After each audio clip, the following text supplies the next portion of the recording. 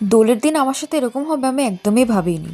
প্রথমে জানি সবাইকে হ্যাপি হোলি। তো দিনটা স্টার্ট করেছিলাম ওষুধ খেয়ে, তারপর একটু পড়তে বসে গেছিলাম স্নান করে। পরে আমি রোজের মতো আমলকি খেয়ে একটু ঠাকুর পুজো করতে গেলাম। আর আজকে যেহেতু দোল পূর্ণিমা, আমি আমার কানাকে আবির দেবো না সেটা তো হতেই পারে না, তাই না? তারপরে ফ্ল্যাটের একটা আন্টি আবির দিতে এসে এই মিষ্টিটা দিল, ওটাই খাচ্ছিলাম, খুব টেস্টি লেগেছে।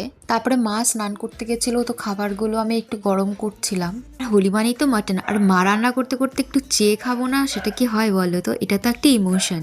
আর আজকে এত কিছুর মাঝে না আমি সানস্ক্রিনটা স্কিপ করে ফেলেছি, তো সানস্ক্রিন লাগাচ্ছিলাম, তারপরে চুলটাও একটু বেঁধে নিলাম। আর আজকের মেনুতে কিন্তু শুক্তো, ডাল, আলু ভাজা আর শোস্টাপার মাটন ছিল।